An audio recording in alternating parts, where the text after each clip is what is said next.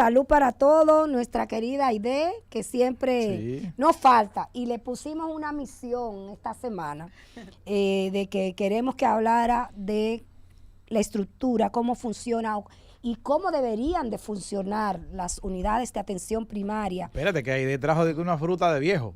No digan eso. Me dice Rosa, que la jagua es una lo que pasa es que Rosa es una bebida de viejo, que huele a medicina. Lo que pasa es que Rosa le falta información. Sí, le falta información. Pues Aide debería comenzar entonces hablando de las propiedades de la jagua. No me da el tiempo. Sí. Muy buenos días, Aide. Muchas gracias por la invitación. Hoy vamos a hablar de las unidades de atención primaria. Muchas de las personas que están escuchando no saben que desde el momento en que comenzó la seguridad social, todos los servicios que tienen que ver con consultas, evaluaciones, programas, como los servicios básicos, están incluido en lo que llamamos las unidades de atención primaria. Pero es que no hay, ¿dónde están las unidades? Hay muchas. Es verdad, no es suficiente, pero hay muchas. Son alrededor de 1.650. ¿Y dónde están? Pues ¿cuántas? 1.650. No, pero son muchas. Sí, exacto. Sí. En este gobierno 1.658. Ajá, más de 600. No, pero son muchas. El asunto es que no pero son ¿por qué no se ven? No son hay más unidades de atención primaria que hospitales. Sí, claro que sí, debe de ser así. Siempre tiene que ser así. Oye, lo que ocurre. ¿Y por qué no se ven? Oye, lo que ocurre, los hospitales son los órganos. Sí. Las unidades de atención primaria son las células. Entonces, así es que deberían de funcionar el sistema, en donde cada persona y cada familia tenga una UNAP asignada. ¿Y dónde está la mía? Yo que vivo en Los Ríos, por ejemplo, yo no sé dónde está la mía. ¿Tú sabes dónde está la tuya? Eso es lo que falta. Sí. Falta promoción e inversión en la SUNAP. Y promover cómo debe funcionar el sistema dominicano de seguridad social. Eso hace falta. Porque a mí cuando me duele lo que sea. Invertir en promoción. A mí cuando me duele. Invertir en información. Cuando me duele lo que sea, yo voy al especialista. No debería. Directamente. No debería. Lo que está estipulado, o sea, puedes ir al especialista porque ya tú tienes enfermedades específicas, pero está estipulado que la puerta para poder descentralizar es la palabra. Los hospitales y los centros con especialidades es precisamente que tú tengas una unidad básica. En esa unidad básica te puedan atender en el momento en que tú lo necesites y que permita que el especialista trabaje con los pacientes o con las personas que lo ameritan por su grado de complejidad. Entonces, con esa visión, permite que el paciente que necesita una información, por ejemplo, tú estás sano, tienes buenas condiciones de vida, si acaso 2 veces al año tú necesitas la especialidad, pero mensualmente o cada 3 meses por un dolor de cabeza, barriga, que quiera hacerte unos análisis, una ameba, que quiera confirmar cómo está tu presión para hacerte tu monitoreo, para eso está esa célula, que es la UNAP. Entonces, la UNAP está establecida por la seguridad, o yo digo la UNAP en papeles. Sí, en papeles. En papeles sí. Está establecida que, por ejemplo, tenemos un centro de salud de primer nivel, los centros son de primero, segundo y tercer nivel. En todos esos centros deben de darse atención primaria, que es una estrategia, y eso lo hemos hablado en varias ocasiones. O sea, la atención primaria no es exclusiva del primer nivel, que es un error que tienen incluso las autoridades. La atención primaria. Pero hay que empezar por lo menos. La atención primaria es todo un engranaje, ni siquiera es exclusiva de la salud. La atención primaria como estrategia es una parte del desarrollo humano. Totalmente. Entonces, totalmente. Y que valga ¿Y qué es lo que ha faltado para que las unidades de atención primaria funcionen como deben funcionar? Primero sistematizar. Por ejemplo, nosotros en República Dominicana estamos acostumbrados a hacer medidas apagafuego, en donde tú pones un parche, hay brotó cenaza, vamos a poner ese parche, que fue la luz, vamos a poner esto, que los muchachitos se están envenenando en tal sitio, vamos a poner este parche. Y no hay un gobierno que se siente con cada uno de sus ministerios a decir, vamos a definir cuáles son los perfiles y las funciones de cada uno.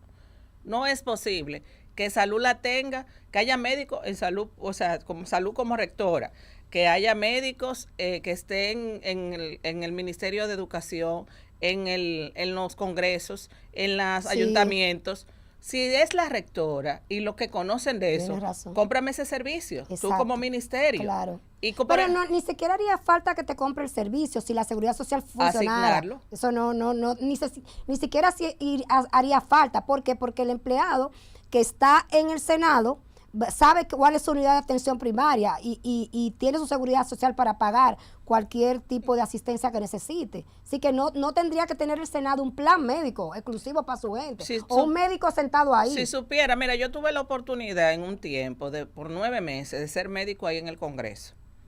Y se trabaja. Hay situaciones, por ejemplo, a veces cuando están en secciones, hay que un mareo, porque se maneja mucho estrés. Y hay condiciones y situaciones que ahí se presenta que uno tiene que hacerlo.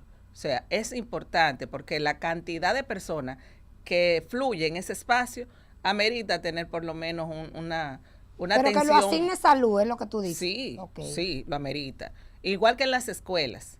Hay muchos médicos escolares que están ahí y se trabaja. Entonces, probablemente no con el mismo impacto que se trabajan los médicos que estamos en la calle, en los centros de primer nivel, pero sí se trabaja en esos espacios. Una unidad de atención primaria que usted conozca, que esté funcionando a plenitud, ¿con qué cuenta? ¿Con qué cuenta la tuya? En términos de personal, no es el ejemplo. En términos de recursos humanos, en términos pero de ¿qué le hace falta la tuya a partir de la estructura? Voy a hablar primero la unidad de atención primaria en papeles. Me dice que tiene que ser un espacio donde confluyan por lo menos un médico, por lo menos una enfermera, por lo menos un promotor, un seguridad y un director médico que trabaje en el centro completo. Entonces, ese recurso humano va a trabajar para 500 personas. El promotor debería de conocer su entorno y como censar. Es un promotor de la salud. Un promotor de la salud, censar a los grupos de esas 500 familias y uno tener la vigilancia epidemiológica de ese sector. Excelente. Verificar cómo están los niveles de presión, cómo están los riesgos en ese espacio. Y llevar estadísticas, supongo. Se llevan las estadísticas, se trabaja con esas condiciones. Ahora, ¿qué pasa, por ejemplo, en muchos espacios? Se conforman las UNAP, pero hay algún personal, ya sea promotor o médico o alguno del personal que mencioné, que son intocables.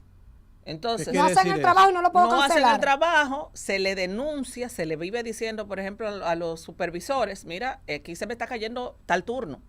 Fulano no tiene esa condición, este promotor no me está trabajando. Y son los intocables. ¿Cuántos turnos tiene una unidad de atención primaria? Depende. La mayoría tienen 2 turnos, mañana y tarde, pues nosotros trabajamos hasta las 4. La mía trabaja hasta las 5 porque el intermedio del mediodía, como son 4 horas para el médico de la mañana y 4 horas para el médico de la tarde, entonces hacemos el corte, yo hasta las 2 y él entra a la 1. Por una situación, por el almuerzo. De 1 a 5 tiene que comenzar a su trabajo. Pero aquí es que voy. Una cosa es lo que está en papeles. Ahora mismo yo estoy trabajando en una investigación. Una cosa es lo que está en papeles y otra es lo que corresponde a la realidad. Muchas veces, como dijo el señor que llamó hace un rato, voy a un lugar a solicitar una receta, a solicitar un servicio y sin embargo no me sellan las recetas. ¿Qué tan extraordinario tiene que ser para nosotros los que trabajamos estos espacios el comprar un sello que tenga mi nombre, la colegiatura y el S4? Pero que te lo suministre Salud Pública. Salud Pública te da el sello del centro, no te da uno particular. Entonces, muchas veces cuando yo firmo doctora García Pepén, se me olvida el S4, se me olvida. Tengo que escribir 3 cosas. Sí, sí, entonces, vuelven de nuevo y me piden la receta. Ocurre en el sector privado. Mira, yo, por ejemplo, la doctora que yo visito aquí en Sendoe. Ahí va a hablar de ellos. Ella tiene su logo y su firma impresa ya en la receta. Pero la farmacia no se lo acepta. El seguro no se lo acepta. Tiene que firmarla. Entonces tiene que firmarla como quiera. Entonces ahora va con 2 firmas. Y en estos días estaban cuestionando que por qué tiene 2 firmas. No, lo que tiene que tener, por ejemplo, en auditoría médica, en la parte de los ARS, sí permitimos que tenga el sello tintado con una rúbrica de encima. la firma. Ajá. Ok, entonces eso sí avala de que esa persona fue quien lo hizo y no que alguien utilizó O el sello. ese sello Tiene para lógica. poder autorizar ese lógica. proceso. Entonces, muchas veces, y pasa aquí en Santo Domingo y en varios lugares, como le dije, hay algunos de los personales que son blindados. Tenemos centros, por ejemplo, he conocido lugares como por aquí, por detrás de la cervecería, en donde el médico va un día a la semana. Okay. Y cuando va, no, mira, yo soy militar, yo soy esto, y entonces el resto de la semana no hay médico. Se le exige al que trabaja. Va a los 2 turnos. El que trabaja tiene que asumir la carga del centro. Sí. Porque el paciente que quería ir en la mañana no puede, se va en la tarde. Entonces, también nos pasa que muchas veces la persona que está en el otro turno, no, yo no te voy a rehacer esa receta. O no te voy a dar el medicamento teniéndolo. ¿Y de quién es la responsabilidad? Esa es otra cosa. Que ustedes tienen en la UNAP medicamentos. Sí. ¿Qué tipo de medicamento hay de? Depende de las condiciones, medicamentos básicos. Pero tiene que ser lo que tú tengas tus pacientes. Son genéricos. Por ejemplo, nosotros utilizamos medicamentos para las alergias, para la presión, para los de tuberculosis, los que llevan al programa, malaria si lo lleva, para planificación. ¿Gratuitos? Son gratuitos. Todo ahí es gratuito. ¿Y quién es el responsable de hacer que una unidad de atención primaria funcione como debe funcionar? ¿Hay un viceministerio de eso? No existe un viceministerio. El esquema está establecido de que el Servicio Nacional brinda salud, el servicio a toda la población. Y tiene sus regiones. Antes estaba desde las 0 hasta las 7, que eran 8. Ahora se modificaron hasta 10. Nosotros aquí en las regionales de salud. Las regionales de salud. Debería existir entonces, un viceministerio o dentro del Servicio Nacional de Salud existe una dirección general, porque si son 1.600 que hay ya, es un cuerpo más grande que los hospitales. Ok. Totalmente. Entonces, estas hay regiones... Hay una directora de hospitales. Sí. Pero no hay un director de UNAP. Hay una de atención primaria. Okay. O sea, cada región tiene una encargada de atención primaria. Okay. Entonces, en las regiones se subdivide en la parte de salud colectiva, que tiene que ver con las DPS, lo que era área de salud, y la parte de la gerencia, que son las áreas de salud. Entonces, estas áreas son las que trabajan todo lo que tiene que ver con servicio. La otra supervisa la salud colectiva. En el servicio, entonces, tienen ellos que verificar las puntualidades, el desempeño, las condiciones de las personas que trabajan en esos espacios. Lo conocen. Muchas veces se le explica, por ejemplo, se manda hasta sanciones. Los que somos encargados tenemos que notificar, mira, esta persona me está entregando los medicamentos de tuberculosis en el colmado y yo necesito que le entregue al paciente en sus manos, porque es un riesgo que el señor del colmado me entregue ese medicamento. Entonces, pero me refiero al que yo me tengo que ir porque me va el tapón. No, pero yo me refiero... Usted tiene una responsabilidad. Ahorita yo le decía a Wilkin que es como deben funcionar, que el trabajador social sabe que tú estés en tu casa con un problema de tuberculosis y el trabajador social va a tu casa y te entrega el medicamento. Pero muchas veces la persona al que el trabajador social va a visitar, en el momento en que está el horario, no está en su casa. Y le sale más fácil salir al centro a buscar el medicamento. Entonces, también hay una situación de que muchas personas no quieren que en la comunidad sepan de que le está llevando ese medicamento. Y prefiere ir a los centros. Pero el mecanismo de que se la dejen en el colmado, yo pienso que pudiera... No, eso es una excepción y muy irresponsable. Pero pudiera funcionar. No, pero yo creo que debe haber esa parte de la trabajadoría social debería ser más amplia.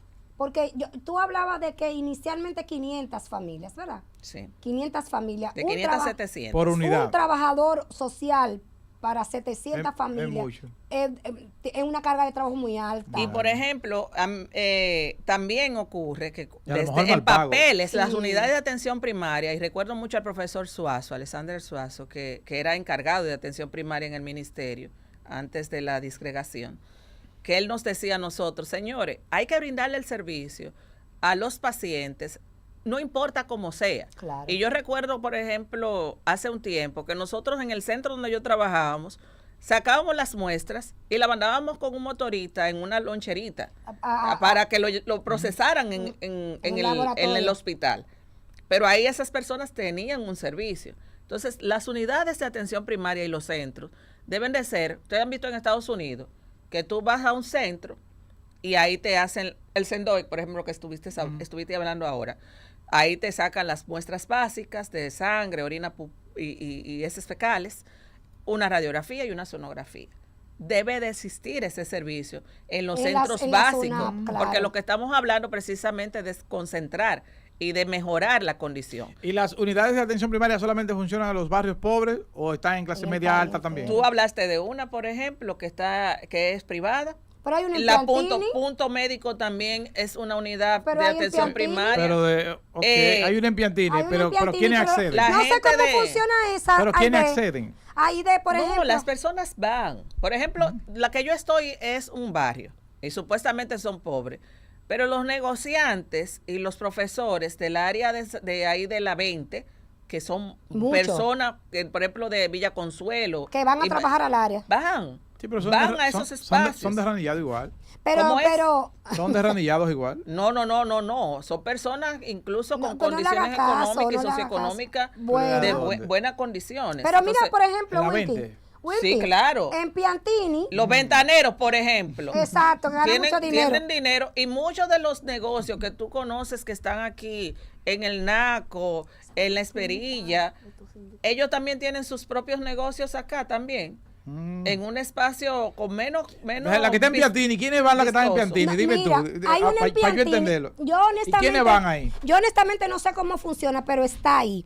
Y esa fue de la que pasó del IDSS tú vas en un ascensor de una torre de 30 pisos y vas a la unidad de atención primaria ahí. Van, mi amor, te voy a decir por qué. Ahora te voy a decir una cosa. Ahora no van a buscar el servicio completo, pero ahí tiene que haber, porque lo usé muchísimo con mi hija, el mejor centro de vacunación de la capital. El servicio es muy bueno. Está en la Manuel de Jesús Troncoso. Quizás mucha gente ahí lo conoció con el COVID. No, porque esa no es de ahora, esa es del IDSS. Sí. Y recuerda que toda esa zona era de casas y de gente con tradición de vivir ahí. Y aquí en los Arroyo Hondo también. Yo vivía en Los Prados y usaba esa. Te voy a decir una cosa, los centros médicos privados de aquí de la ciudad, del centro de la ciudad, están abarrotados. Claro. Parecen, a veces los hospitales están más desahogados. ¿A que tú no sabes por qué? ¿Por qué? La democratización que permitió el seguro subsidiado de salud. No. Sí. Ay, sí. Y lo que ha pasado, y tú sabes también por qué. No, porque tú con un seguro, la clínica que está atrás de aquí, la que está aquí, coge seguro subsidiado. No, coge seguro subsidiado. Sí, coge seguro subsidiado. Pero por Dios, pero yo te dije a ti que hagamos la prueba. Pero espérate algo. Porque no es tema médico, es tema de diagnóstico. Pero también. yo te dije a ti que hagamos la prueba, y no mandaste la cámara. El seguro subsidiado tiene sus sigamos, que no vamos a tiene sus espacios. Las clínicas privadas. ¿Pero a dónde? Está el diagnóstico, el tema de pruebas diagnósticas. Sí, pero utilizan el seguro subsidiado siempre y cuando son mandados desde el servicio. Por ejemplo, yo tuve un caso de una niñita que tenía un soplo, se mandó al Robert Reed por la red, ¿verdad? Y allá no pudieron resolverlo y la niña a través de Corazones Unidos fue atendida con 0 pesos, 0 centavos. Una niña en ese momento tenía alrededor de 2 años. Corazones Unidos le hizo un favor, una labor social. No, es que no es un favor, es parte de la seguridad social. La seguridad social le paga ese servicio. Entonces, hay unos acuerdos, por así decirlo, con algunos espacios. Ya para ir concluyendo, porque ya pasado de tiempo, sí quiero que entiendan las personas y que sobre todo el que habló del programa Health, no todos los centros tienen el programa, pero sí existe un programa en donde a las personas que son diabéticas, hipertensas, epilépticas y con problemas de tiroides, se le entrega el medicamento. Que uno tiene que solicitar. ¿Cuáles medicamentos se le entregan los medicamentos genéricos. ¿Cuáles? Por ejemplo, si usted lleva una receta de un cardiólogo de una marca X y esa marca X tiene, vamos a poner losartán con alodipina. Entonces, ¿qué hace el médico que está en ese centro de primer nivel? Verifica el componente. Entonces, te le entrega losartán que es del genérico, con alodipina. Usted no va a encontrar XX, usted va a encontrar la sustancia, el ingrediente que se combinan. El medicamento. ¿Y la insulina se la dan a los sí, diabéticos? Se le entrega las insulinas. Por ejemplo, allá donde yo trabajo, nosotros tenemos un grupo de alrededor de 70 personas en donde se le entrega su insulina, el algodón pero eso y la aguja. No lo sabe, la gente no lo sabe. Es que hay que hacer falta promoción en salud. ¿Quién está dirigiendo eso?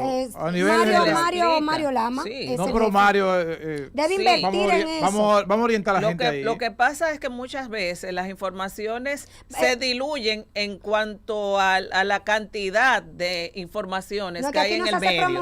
Aquí no se hace promoción. No, ese programa se le hace promoción. No. Yo me refiero a otras campañas publicitarias para informar, por ejemplo, de manera masiva. Yo recuerdo a principio del año pasado, cuando el gobierno iba a cambiar, iba a hacer las elecciones, que hicieron como mucha publicidad del programa para pacientes crónicos. Sí, incluso en el discurso, Abinader lo comentó. Hicieron un acto grandísimo en Palacio. La gente se queda, pero los medicamentos, y vinimos aquí mismo y conversamos.